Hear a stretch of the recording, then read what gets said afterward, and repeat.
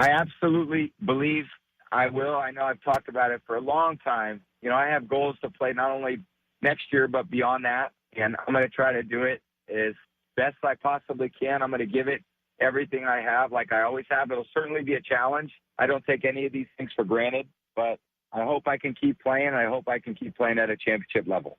I'm feeling really good, Jim. It's been 15 weeks of football, and there's always bumps and bruises you deal with, but I'm feeling great for this time of year. I'll take it every year to be feeling as good as I am at this time in the season. All right, we're joined by FS1 NFL analyst James Harrison. James, good to have you back. You have played with and against Brady. In your opinion, how much longer will he play? I think he will play as long as he wants to because Robert Kraft is going to let him play as long as he wants to. But in actuality, health-wise, I think he has 2 or 3 years left, a max. But three's a lot now. 3 is a lot, true statement. But if you get some more help around him to where he's not having to worry about his footing and his safety in the pocket, get some more receivers. Gronk is not being Gronk this year. I believe it has something to do with his back injuries. I had that same back surgery. You did? And a lot of the things that he's doing now, the movements, how he hits the ground, how slow he gets up, that's just pounding from like the wear and tear of that surgery and things, Doesn't he look like he's near the end? Oh, yeah, I would think so. I would be surprised. I wouldn't be surprised if he didn't come back next year. So, well, he's not coming back to New England. He might go somewhere else, but he ain't coming back to New England. So, the Brady thing, like I say, 2-3 years. But, in actuality, I think, they're not going to boot him out. If he wants to play, Mr. Kraft is still going to give him that opportunity. I disagree. I'm going to say one year because he's not the same Tom Brady. And see, the reason why the Steelers diminish your role and let you go on because you had a level of play that you had established. And when the Steelers felt James Harrison was not the defensive player of the caliber, it's like, okay, James, we're going to let you test the free agent market. Well, if you look... also disrespectful the way they, some days you'd show up and... No, I'm talking about before because he had gone to Tennessee before. Oh, yeah. Cincinnati. You were Cincinnati. Cincinnati was first. Right. Yeah, we went to Cincinnati, took the North with us. But go ahead. That's a good point. And that's the thing. Is that Tom Brady has established this level. Look, he's not playing at that level. That's okay. As you get older, you can't maintain that level of play. LeBron doing what he's doing in year 6, those are an anomaly. And even Tom playing as well as he played at 39, 40 is an anomaly. But it happens. We saw Peyton Manning win the MVP. He was, 38? 55 and 10. He comes back and he goes, 39 and 15. Like, but, you kind of start seeing some things in there.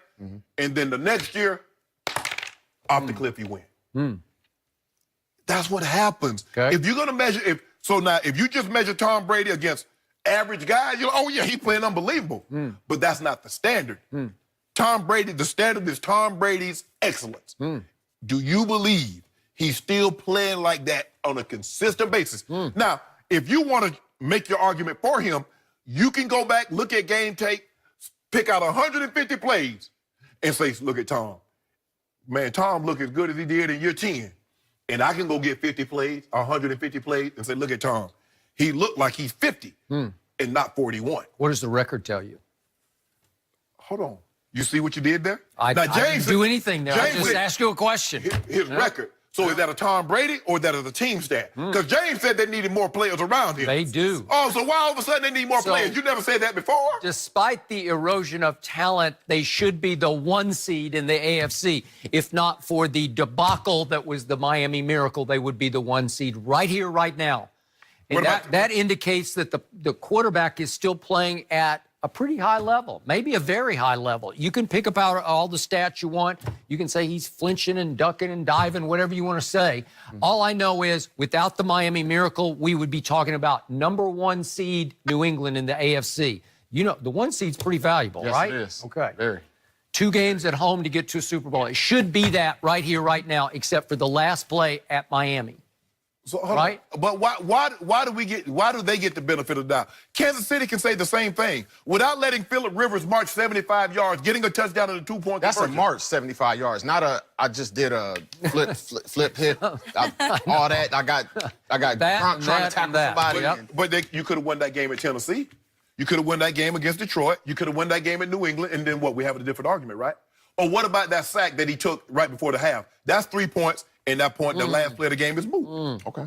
Did he not put them in position to win the football game? Yeah, Yes, he also did.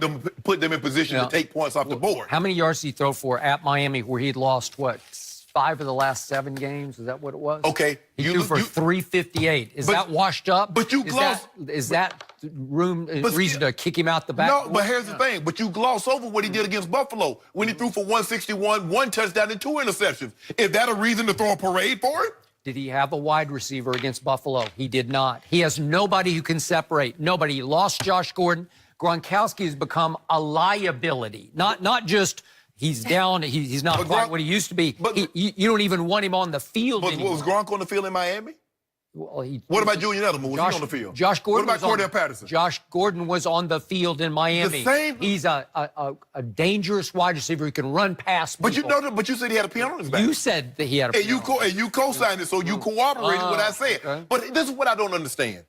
Is that when Tom Brady plays good, nobody mentions Cordell Patterson. Nobody mentions Edelman. Nobody mentions those no-name guys. I do. Edelman is not a no-name guy. I'm not going to let you say that. But that's what I'm saying. But when he loses, he needs help. He's winning Super Bowls with those same guys that he needs help with now. Why?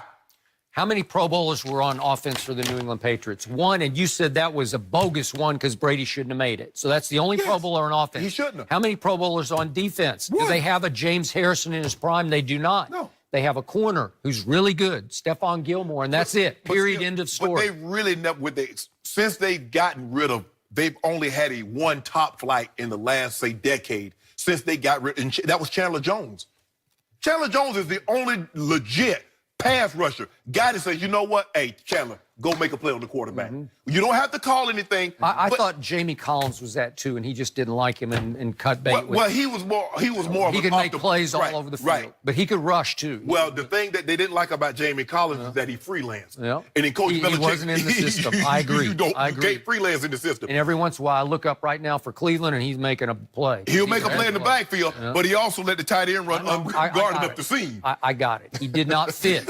But now all those cogs are eroded cogs. You know, the talent level has sunk. Yeah. This is the worst And defense. so has the other talent level. Okay, but I'm not saying it's a terrible defense, but it's the worst defense Belichick has put on the field in his 19 years in Foxborough. Okay? So Tom Brady has had to overcome that. Tom Brady has had to overcome what is now the worst receiving core in football. I don't know a worse one. But when have we ever had to worry about Tom Brady having to overcome a defense or skilled players? Because we never said that because that's what made him great. Now, all of a sudden, he needs help. Thank you. You're making my argument for me. Yeah, you are. The question was, how much longer you think he go play? I give him one. He's going to play 1 year in New England.